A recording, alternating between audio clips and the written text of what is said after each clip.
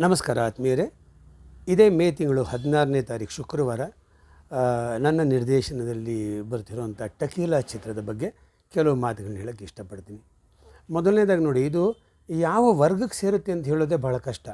ಇದರಲ್ಲಿ ರೊಮ್ಯಾನ್ಸ್ ಅಂದರೆ ಪ್ರೀತಿ ಪ್ರೇಮ ಇದೆ, ಅದೇ ರೀತಿ ಒಂದು ಮರ್ಡರ್ ಮಿಸ್ಟ್ರಿ ಅಂದರೆ ಎಸ್ ಅದು ಕೂಡ ಇದೆ, ಹಾರರ್ ಎಸ್ ಅದು ಕೂಡ ಇದೆ.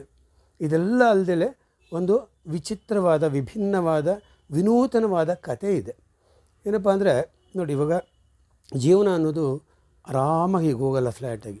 ಇಲ್ಲಿ ಏರುಪೇರುಗಳಿದ್ದಾವೆ, ಗುಡ್ಡ ಬೆಟ್ಟಗಳು ಸಿಗ್ತವೆ, ಹಳ್ಳಗಳು ಸಿಗ್ತವೆ, ಎಲ್ಲವನ್ನೂ ದಾಟ್ಕೊಂಡು ಮನುಷ್ಯ ಮುಂದಕ್ಕೆ ಹೋಗಬೇಕಾಗುತ್ತೆ, ತನ್ನ ಬದುಕನ್ನು ಕಟ್ಕೋಬೇಕಾಗುತ್ತೆ.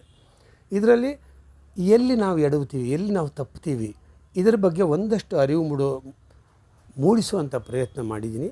ಆದ್ದರಿಂದ ಈ ಚಿತ್ರ ಬಹುಶಃ ಎಲ್ಲರಿಗೂ ಇಷ್ಟ ಆಗುತ್ತೆ ಅನ್ನೋ ಒಂದು ಆಸೆ ನನಗಿದೆ. ಆದ್ದರಿಂದ ದಯವಿಟ್ಟು ಚಿತ್ರಕ್ಕೆ ಬನ್ನಿ. ಚಿತ್ರ ಖಂಡಿತ ನಿಮ್ಗೆ ಇಷ್ಟ ಆಗುತ್ತೆ. ನಮ್ಮನ್ನು ಹರಿಸಿ ಆಶೀರ್ವದಿಸಿ ಅಂತ ಕೇಳ್ಕೊತೀನಿ. ನಮಸ್ಕಾರ.